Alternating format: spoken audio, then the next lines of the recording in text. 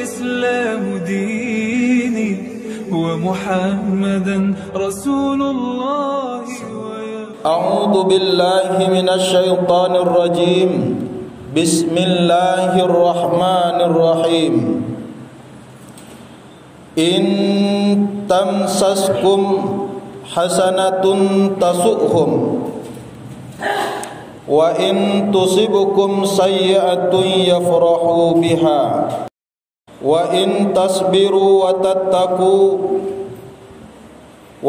تصبروا وتتقوا لا يضركم كيدهم شيئا إن الله بما تعملون محيط. Sadaqallahul azim. Bapak-bapak, saudara-saudara, kaum muslimin sidang jamaah Jumat rahimakumullah.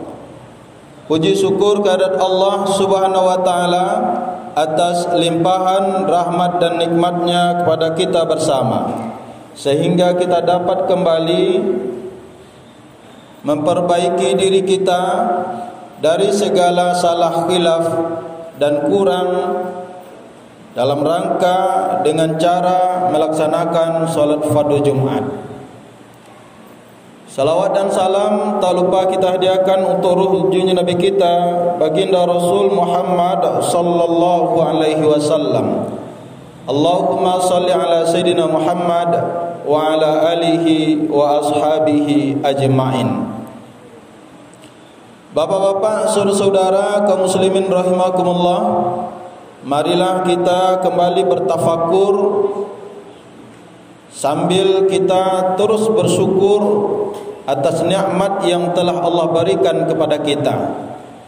Kali ini marilah kita mengambil i'tibar dan pelajaran dari dalam firman Allah surat Ali Imran ayat 140 dengan memberi tema 3 hikmah kekalahan kaum muslimin dalam perang Badar, dalam perang Uhud.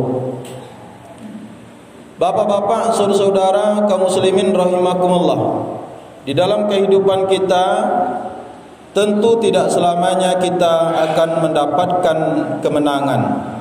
Ada kalanya sekarang kita menang, besok kita kalah. Sekarang kita dalam kondisi penuh kebahagiaan, besok kadang ujian datang, musibah datang. Maka selama ruh masih berada di dalam jasad ini, maka selama itulah kehidupan dunia di dunia ini akan Allah silih pergantikan. Ada bahagia, sebaliknya juga ada tangis dan tawa. Bapak-bapak, saudara-saudara kaum muslimin rahimakumullah, di dalam Al-Quran surat Ali Imran ayat 140 Allah berfirman, A'udzu billahi minasyaitonir rajim. In yamsaskum qarhum faqad massal qauma qarhum misluh wa tilkal ayyamu nudawiluha bainan nasi وَلِيَعْلَمَ اللَّهُ الَّذِينَ آمَنُوا وَيَتَّخِذَ مِنكُمْ شُهَدَاءَ وَاللَّهُ لَا يُحِبُّ الظَّالِمِينَ. Allah berfirman, jikalau kamu pada perang Uhud mendapatkan luka, maka mereka pun orang-orang kafir Quraisy juga telah mendapatkan luka yang sama pada perang Badar. Dan masa kejayaan dan kehancuran itu kami pergilirkan di antara umat manusia, agar mereka mendapatkan pelajaran, dan agar Allah membedakan orang yang beriman dengan orang yang kafir, dan agar Allah menjadikan sebagian gugur sebagai syuhada, dan Allah tidak menyukai orang-orang yang berbuat zalim. Bapak-bapak, saudara-saudara kaum muslimin rahimakumullah, ayat ini turun untuk mengingatkan kaum muslimin, para sahabat Nabi yang pulang dengan perasaan kalah, sedih ketika mereka berhasil dipukul oleh kaum musyrikin Mekah dalam peristiwa perang Uhud yang terjadi pada tanggal 22 Maret tahun 625 Masehi atau pada tanggal 7 Syawal tahun ketiga Hijriah. Sekalipun dalam hitungan angka-angka kaum muslimin sudah menang, bahwa kaum muslimin harus berhadapan dengan 3.000 orang kafir Quraisy, sementara dari pihak kaum muslimin hanya berjumlah kurang lebih 700 orang. Bapak-bapak, saudara-saudara kaum muslimin rahimakumullah, ayat ini mengingatkan kaum muslimin agar tetap rasional. Sekalipun ujian, kesedihan dengan kekalahan yang dialami pada perang Uhud tersebut. Bapak-bapak, saudara-saudara kaum muslimin rahimakumullah, Allah mengingatkan kembali kaum muslimin ketika itu, wahai kaum muslimin, apa yang kamu dapati hari ini, kekalahan, rasa pedih, rasa sakit, cucuran darah dan lain sebagainya, itu juga sudah pernah didapatkan oleh orang-orang kafir Quraisy yang kalah perang dalam perang Badar sebelumnya, 1 tahun sebelumnya. Bapak-bapak, saudara-saudara, jadi untuk apa kamu harus bersedih dengan kekalahan ini? Bukankah hari-hari tersebut akan kami terus pergilirkan, kata Allah. Wa tilkal ayyamu nudawiluha bainan nas. Hari-hari itu akan terus kami pergilirkan. Ada kalanya kaum muslimin menang, ada kalanya kaum muslimin kalah. Ada kalanya kaum muslimin bersedih hati, ada kalanya Nabi tersenyum dan para sahabat Nabi kemudian tertawa. Bapak-bapak, saudara-saudara kaum muslimin rahimakumullah, menurut salah seorang tokoh tafsir yang bernama Imam Fakhruddin Ar-Razi, dalam tafsirnya berhasil menyingkap minimal 3 hikmah kekalahan kaum muslimin dalam perang Uhud ini. Dan semoga ini menjadi pelajaran bagi kita kaum muslimin yang hidup pada hari ini. Hikmah pertama dari kekalahan itu adalah agar orang-orang kafir mendapatkan asumsi, sedikit asumsi bahwa mereka berada di jalan yang benar, atau mereka berjuang pada kelompok yang benar. Bapak-bapak, saudara-saudara kaum muslimin rahimakumullah, jadi kekalahan ini memberikan asumsi kepada orang kafir, ternyata Nabi Muhammad dengan para sahabatnya mampu untuk kita kalahkan. Bapak-bapak, saudara-saudara kaum muslimin rahimakumullah, tentu lain cerita kalau setiap berperang Nabi Muhammad dan para sahabatnya selalu menang. Tentu akan lain cerita ketika kayu yang dipegang menjadi emas. Setiap orang yang disentuh oleh Nabi sakit kemudian menjadi sehat. Setiap batu yang dipegang berubah menjadi emas. Seperti banyaknya hari ini yang muncul para sakti-sakti mandraguna yang konon katanya bisa mengobati semua jenis penyakit hanya dengan telunjuk ludah dan lain sebagainya saja. Bapak-bapak, saudara-saudara kaum muslimin rahimakumullah, kalau begitu, kalau apa yang dilakukan oleh Nabi Muhammad selalu menang, selalu mendapatkan kejayaan, tentu kaum muslimin atau para sahabat ketika itu akan masuk Islam bukan karena keyakinan kepada Allah, tetapi mereka akan berislam karena ketakutan, karena melihat sosok Nabi Muhammad adalah orang yang sakti mandraguna. Bapak-bapak, saudara-saudara, kalau itu sudah terjadi, terus di mana letaknya keimanan? Di mana letaknya keistimewaan akidah keimanan kita kepada Allah Subhanahu wa taala? Bapak-bapak, saudara-saudara kaum muslimin rahimakumullah, pertama.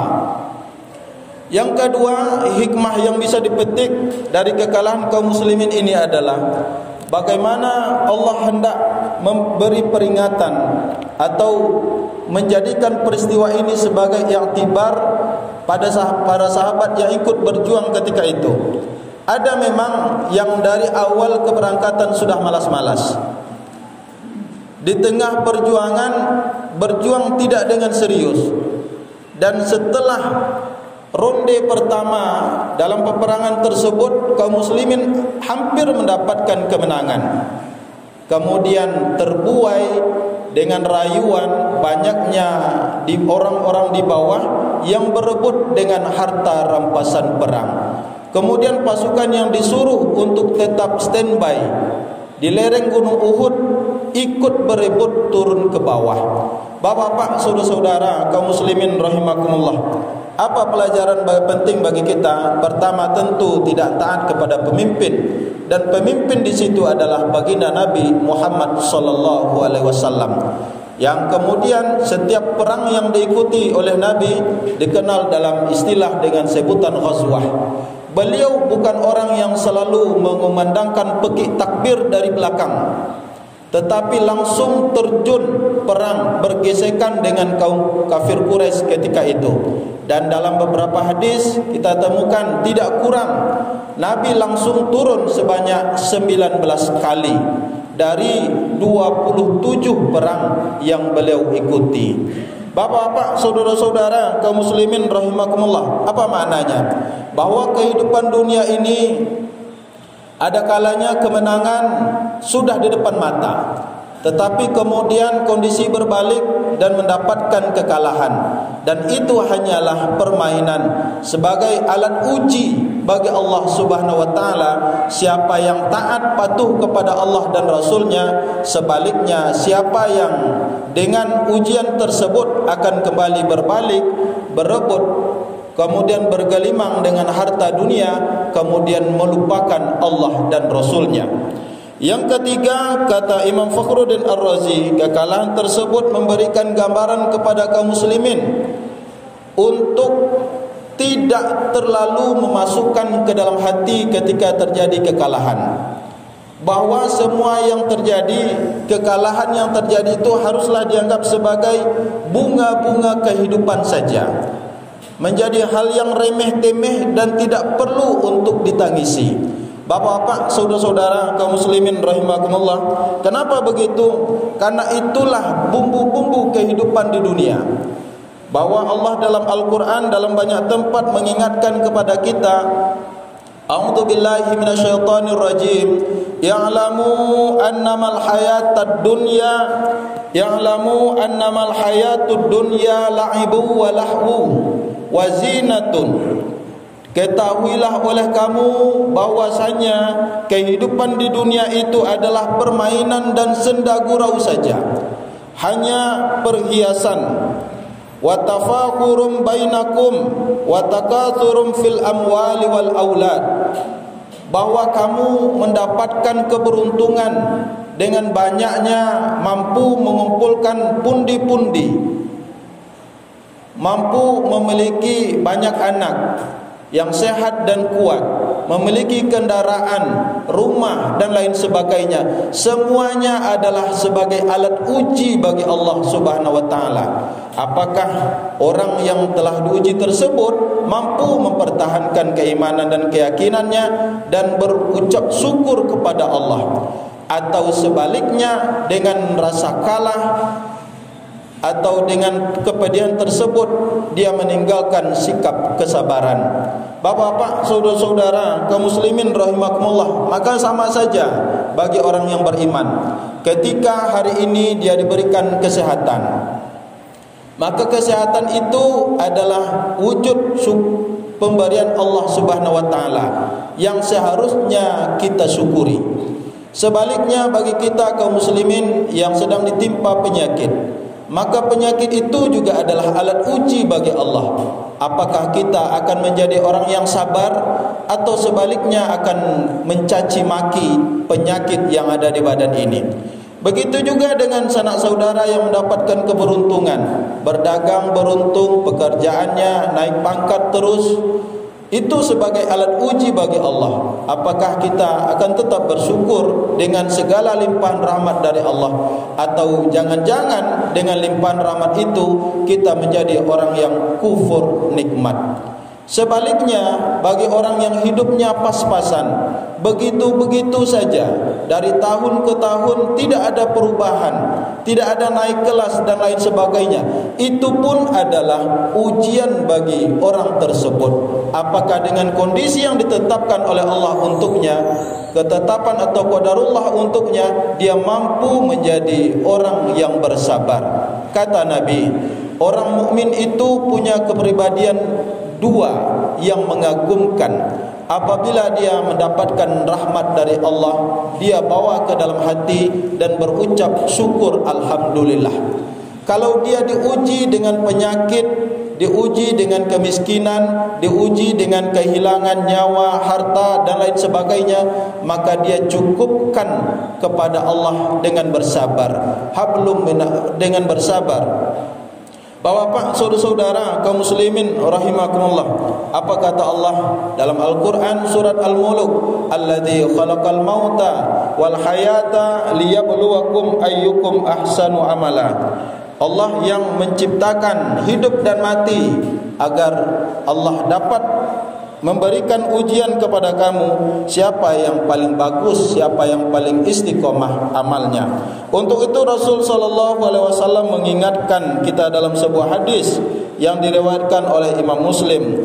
Anna Rasul sallallahu alaihi wasallam qala, badiru bil a'mali fitanan.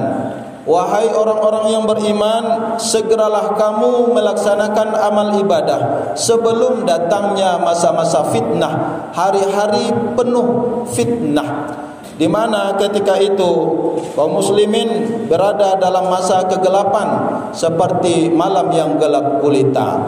Paginya seseorang beriman, menyatakan iman kepada Allah, sorenya dia menyatakan kekufuran kepada Allah. Atau sebaliknya, sorenya dia menyatakan keimanan, besok paginya dia sudah menjadi orang yang kafir. Dia menjual agamanya dengan kenikmatan yang sedikit. Bapak-bapak, saudara-saudara kaum muslimin rahimakumullah, itulah mungkin yang disampaikan oleh, maksud yang disampaikan oleh Nabi, bahwa memang kita hidup di akhir zaman hari ini terlalu banyak ujian, fitnah. Kadangkala kita tidak bisa membedakan mana yang putih, mana yang hitam, karena semuanya sudah dibuat abu-abu. Bapak-bapak, saudara-saudara kaum muslimin rahimakumullah, untuk itu maka perintah kepada kita adalah bersegera untuk melaksanakan amal ibadah.